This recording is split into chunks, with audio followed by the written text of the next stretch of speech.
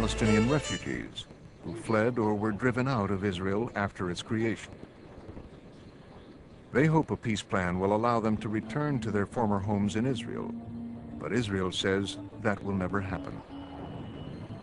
A mass influx of Palestinians might overwhelm the Jewish population, threatening the very reason the country was established, to be a Jewish state. There can be no refugee return into Israel. And Israel should be recognized not just as a state, as a matter of fact state, but as a Jewish state.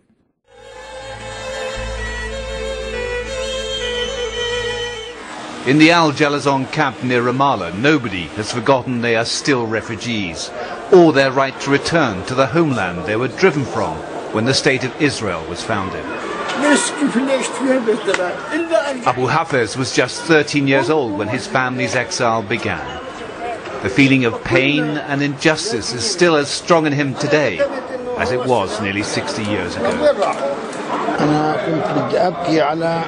I cry about our situation. Years have passed. We have been keeping our homeland, our homes and lands till this moment in our minds and hearts. We want them back. There is no alternative. The Palestinians called it the Nakba, the catastrophe. From generation to generation, the hope of returning has been rekindled.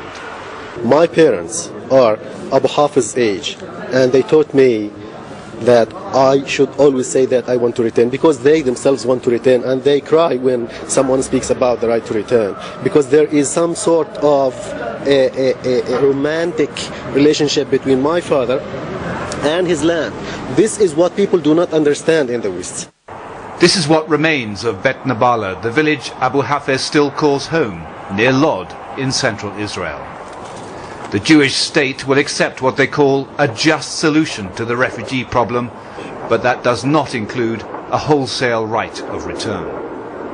When Annapolis is over and the hard negotiations begin, the Palestinian president will have to tread softly, because he's treading on so many Palestinian dreams. David Chater, Al Jazeera, Bet Nabala.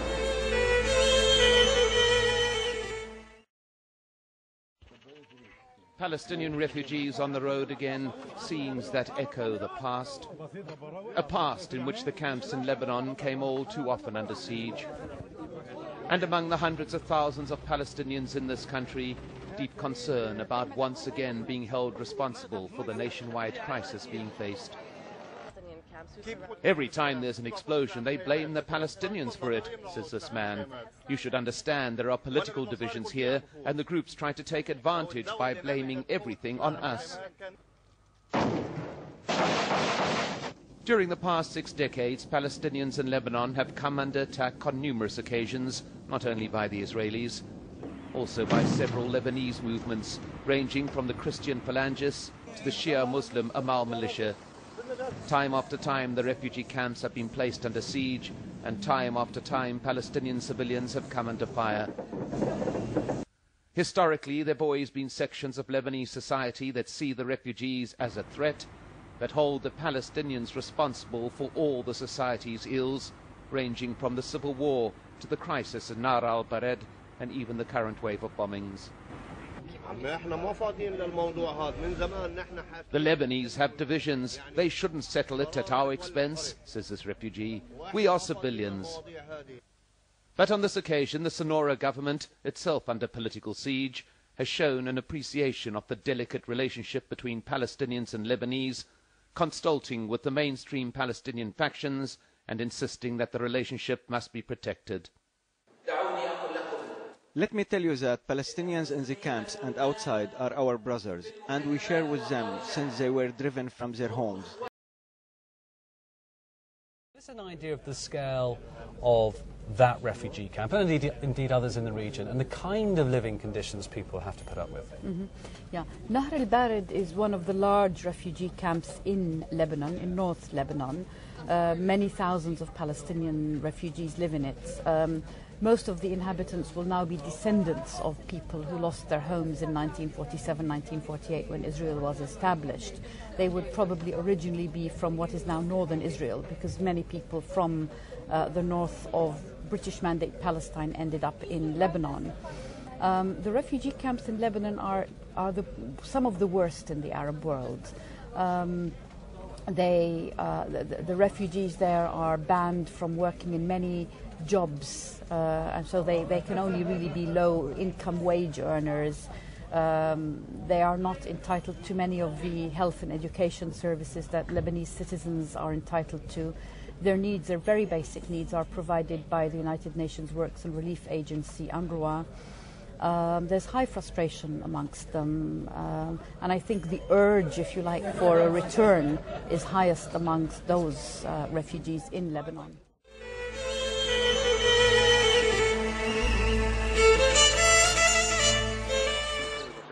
For the last 60 years, Jordan has been hosting 40% of all Palestinian refugees. Abu Mujahid is one of them. Born and raised in Al-Nasr camp, his family, like all other Palestinian refugees in Jordan, was offered asylum and granted citizenship. But that doesn't make it home. He says any peace proposal suggesting an alternative homeland is a non-starter. The alternative homeland is a very dangerous idea.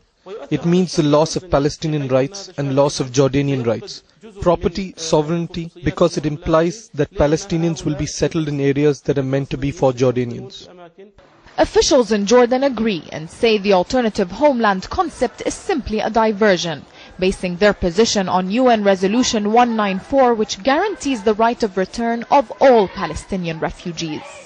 The question is not how to find a home for the Palestinians.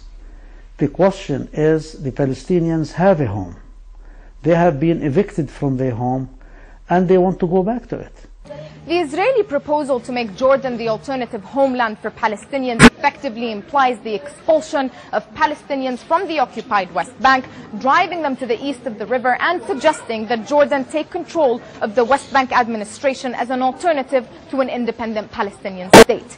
There is no way Jordan would accept such a notion, say officials, who also order that it shouldn't be a fear or a topic of discussion among Jordanians themselves. There's no power capable of obliging us to do anything that is against Jordan and against Jordan's interests. In the last 10 years, Clinton, Bush and Obama never said anything about possible pressure on Jordan when it comes to refugees. Both Jordanians and Palestinians have continued to protest against Israel for what they consider as taking the right of return off of the table at Jordan's expense. Meanwhile, as always, it's the Palestinian refugees who are left in limbo. After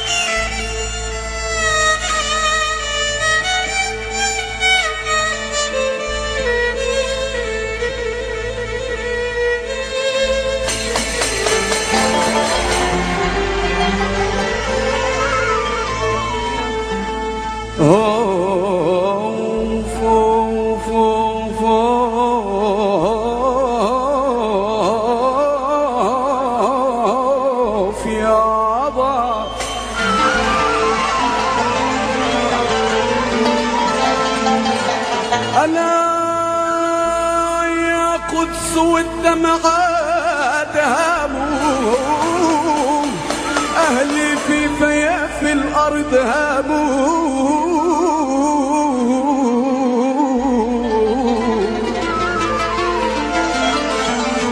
افتخر فينا التاريخ افتخر فينا التاريخ وحنان هاموا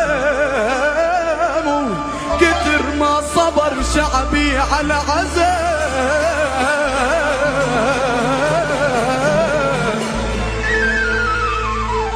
علي الكوفية علي ولولح فيها غني عتابة وميجانة وسامر فيها علي الكوفية علي ولولح فيها غني عتابة وميجانة وسامر فيها السلك كفد حنية جفر عتابة ودحين السلك كفد حنية جفر عتابة ودحين خلي البارود يهلل ويحليها خلي البارود يهلل ويحلينا